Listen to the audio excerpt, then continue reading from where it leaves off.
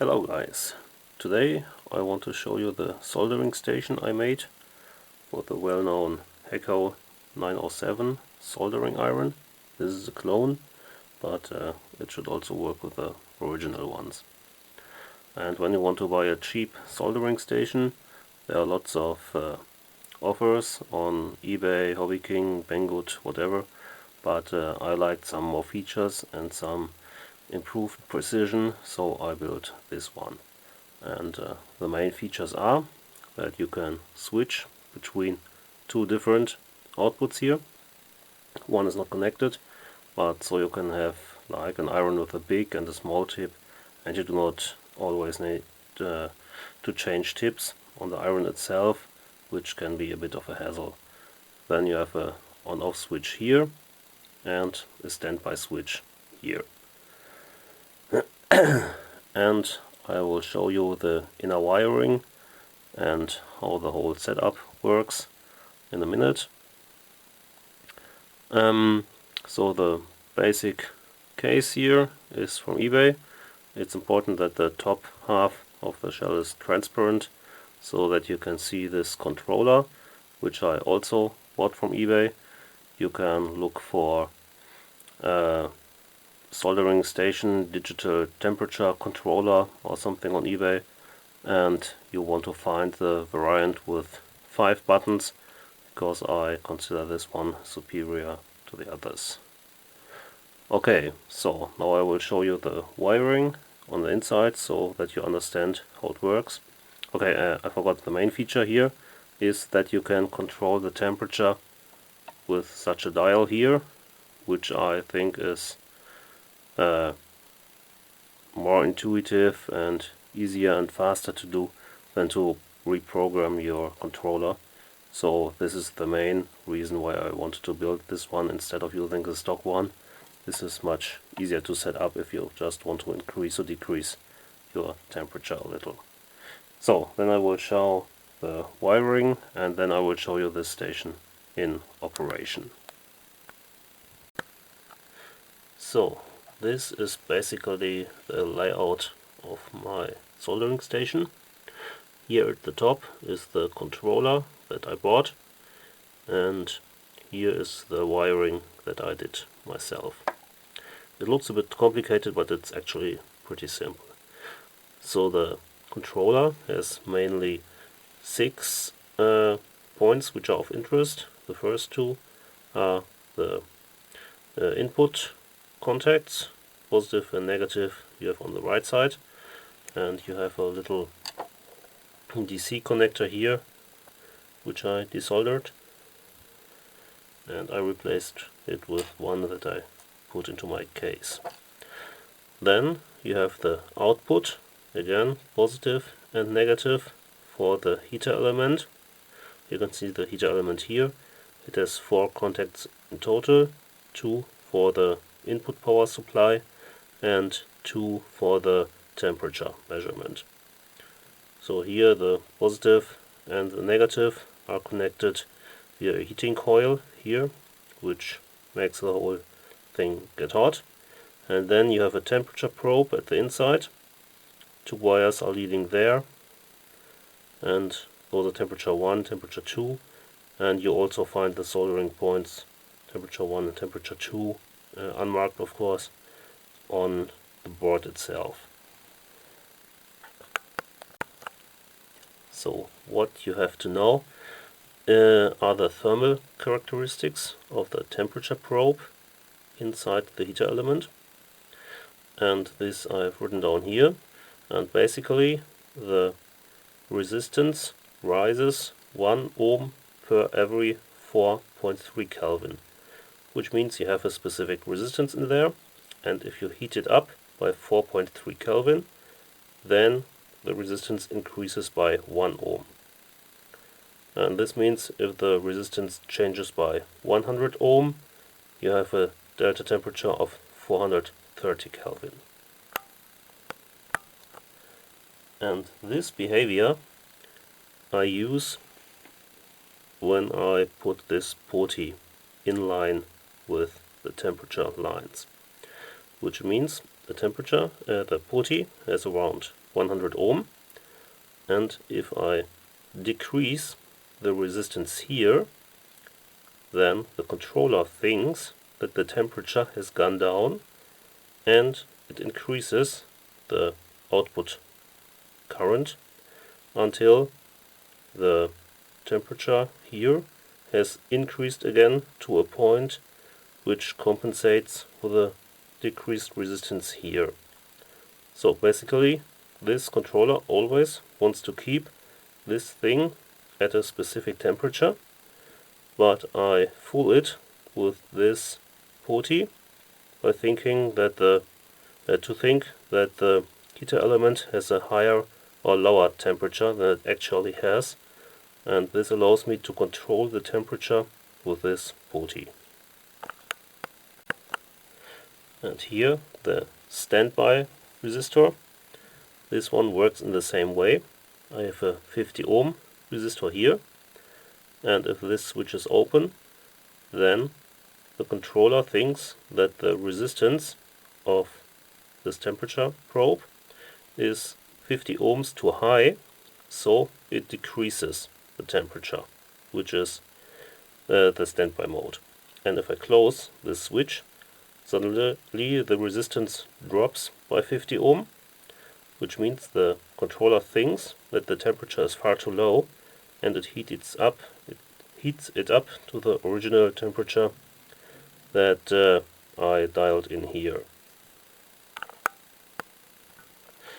So in order to get a good linearity and to get precisely the temperature that you have dialed in here, you need not to blindly rely on the datasheet values of your putty, but you need to actually measure the putty you want to use. I bought 3 100 ohm putties, and the actual values varied between 88 and 103 ohms. So you have to know that 100 ohms changes the temperature value by 430 Kelvin, which means if you have precisely 100 ohm putty, then the temperature scale that you have to print out has to span 430 Kelvin. And it needs to span across a specific angle, and this angle also depends on the mechanical properties of your putty. So you have like here you have the minimum, here you have the maximum, and this is here you have your knob with your thing, and you can turn it one side or the other, and this means the lowest point to the highest point needs to be 430 Kelvin for every 100 ohm your putty has. If it should have only 50 ohm, just as an example, we would have 215 Kelvin span here. To see the angle that your scale needs to have, you have to measure your putty, you have to turn it and put a multimeter on it, because the last 5 degrees or so on either end point are often a dead band where the resistance doesn't change at all. So you will have to check the angle from the point where the resistance starts to change. Then you have to turn it all the way, and at some point the putty may turn still a bit further, but the resistance doesn't change anymore. And between these 2 points you have to measure the angle. So just as an example, if you have this angle measured to 270 degrees, and your putty, or let's say my putty, it has a value of 88 ohm, so you have to multiply it with 4.3 Kelvin per ohm, and you get a span of 378.4 degrees, which I made 380, so I have a span of 380 degrees Kelvin. And this is why my scale ranges from 100 to 480 degrees Celsius. So, in order to find the exact soldering points here, this is the jack, the connector that I desoldered, and it has 5 contacts which are important, the ones on the outer perimeter. And if you continue clockwise, then this is one temperature point, temperature contact. This one is the other temperature contact. Which one you take, if you mix them up, it doesn't really matter. And positive and negative, if you mix those up, it doesn't really matter either.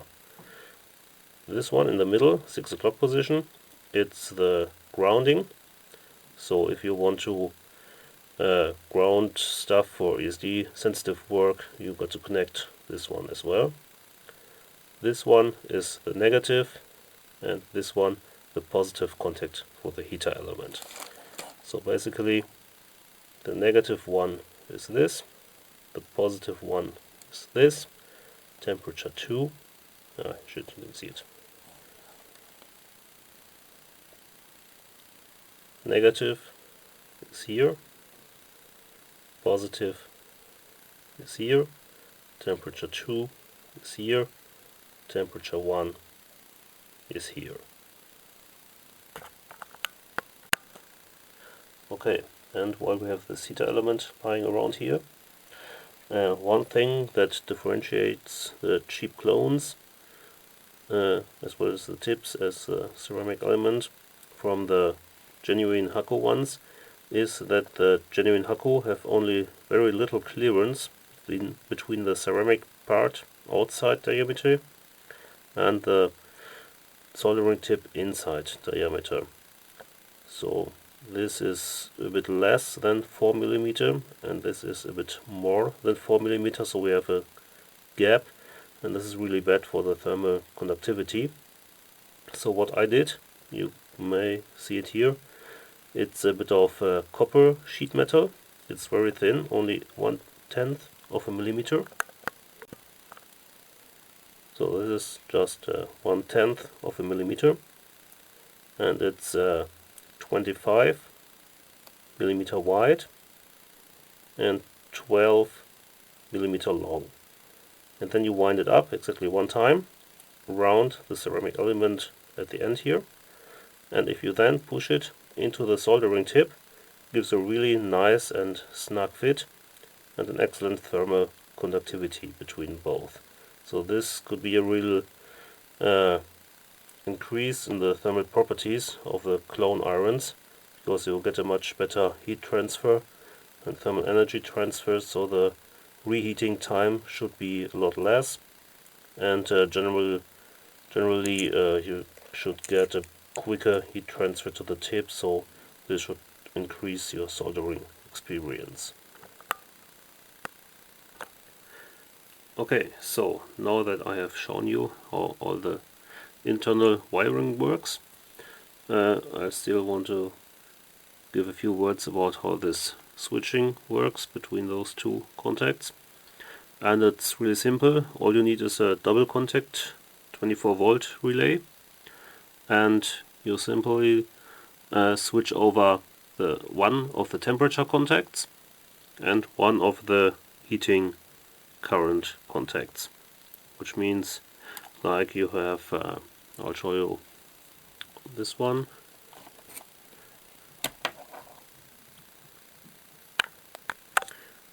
So what we have here is the negative heating contact.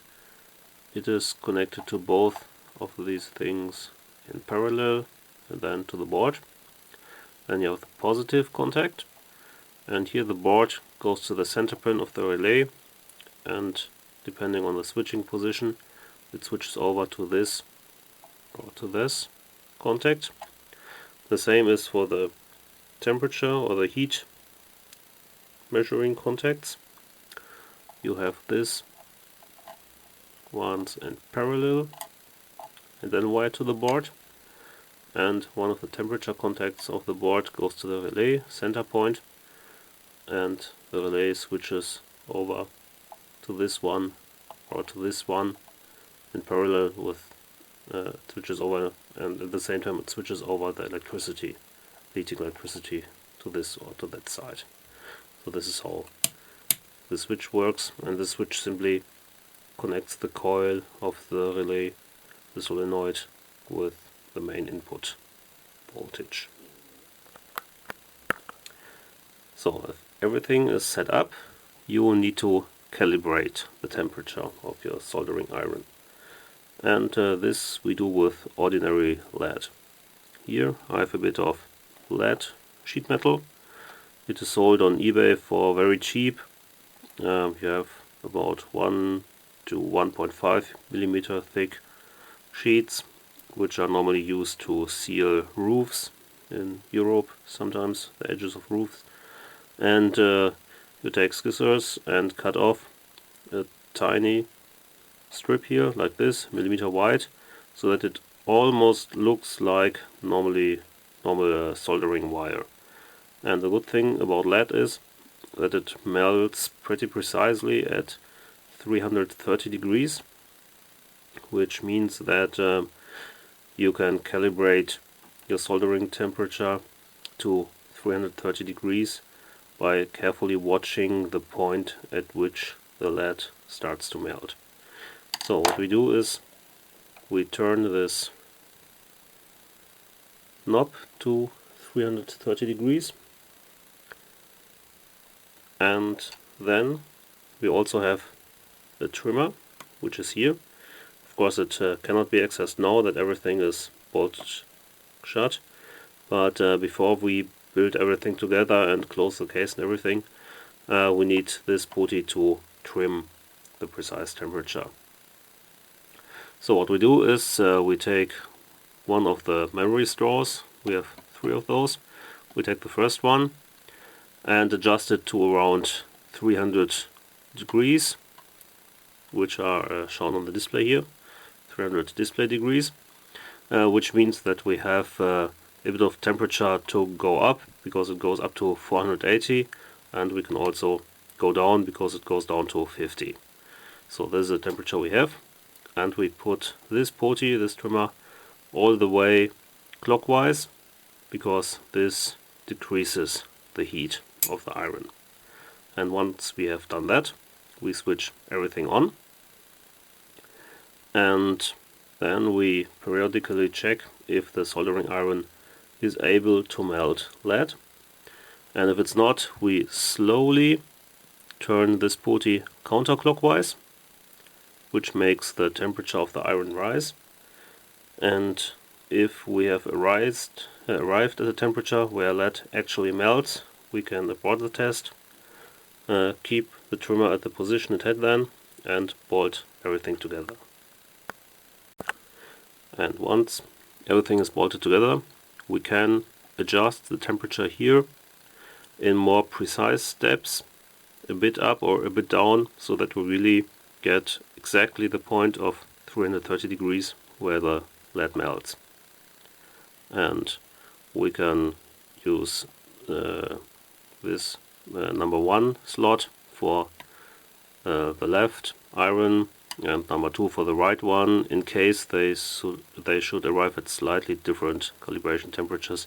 So for this iron I have calibrated it here at 315 degrees. So if it's 315 degrees here, then the whole stuff will be exactly 330 degrees when the scale here shows 330 degrees. So this is not exactly the temperature of the iron which is shown here. We just use the board's ability to keep the temperature of the iron at the same spot, and we adjust it with this one. So we adjust this one, we use this one just to calibrate the temperature and not to show the precise temperature. So largely we ignore this display during operation. We use it just to see if the iron cools down or heats up, but we do not read the precise temperature here. So I will switch the whole thing on now, and we can see what happens. Note that this is standby off and this is standby on.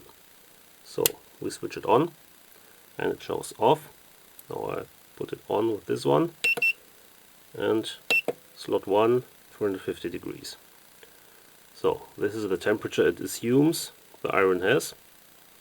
So it's below 315, now it's added, and now the actual temperature of the iron, it beeps when it's finished, will be around 100 degrees, around 160 to 170 degrees, because we have the standby button on. Now that I switch it off, then you will see that the temperature suddenly goes down, because when we decrease the resistance by shorting the standby resistors, the controller will be fooled into thinking that the temperature of the iron is much lower. Or we can say that it's fooled right now into thinking that the temperature of the iron is much hotter, and like this, you see, goes down to 50, 70, 100. Now it heats up the iron to its working temperature.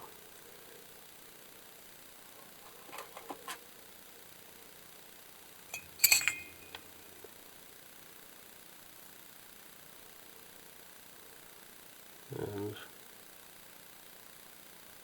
right now it's working.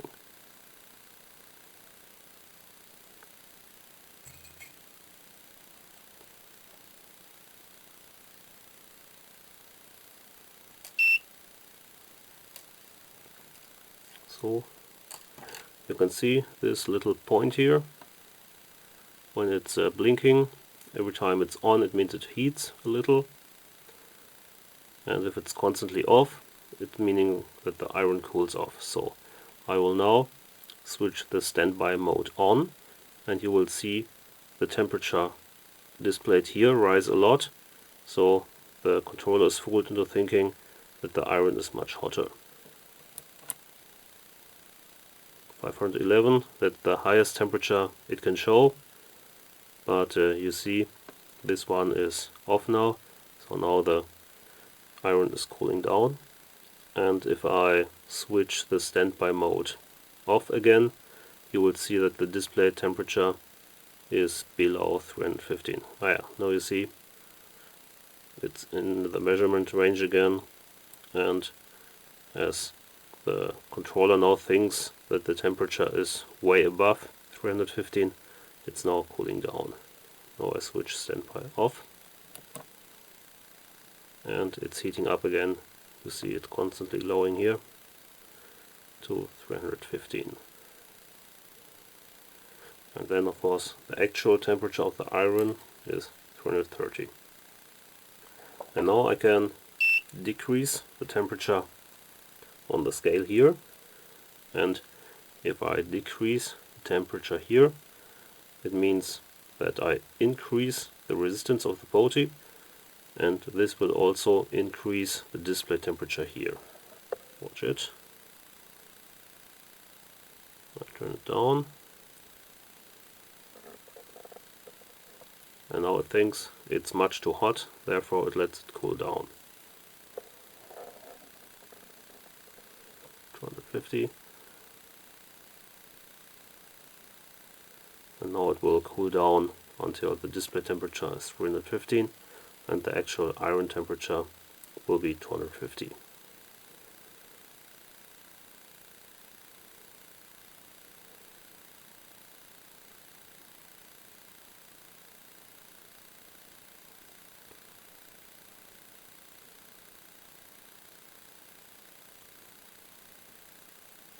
And beep.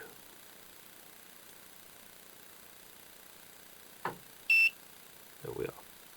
Okay, now I will decrease the resistance of the poti by turning it clockwise, and you will see the temperature here decreasing because the controller thinks that the temperature is too low, and now it will heat it up. So I turn it to 300. Oh, too low temperature, so let's heat up. And we are at 315 again.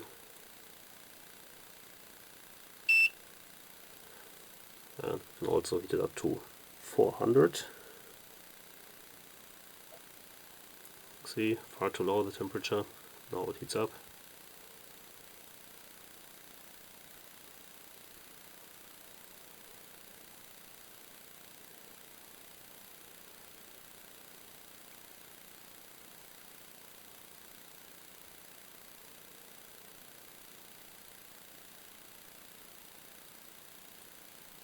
And all the iron has 400 degrees Celsius when it beeps. Okay, I back turn it down to 300 and you will see the temperature rise.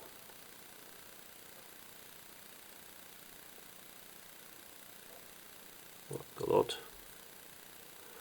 Yeah, and this is basically how it works. And I'm very satisfied with it so far. It's much easier to just turn this knob and to switch here to standby than to go to the various temperature presets here or to manually increase or decrease the temperature. It's a bit for work and you always have to watch the display, and here you can just watch the scale and just turn it to like 325. It's my preferred soldering temperature, and yeah, it's a really easy to operate unit right now. Okay, thanks for watching, and if you have any questions then let me know in the comments.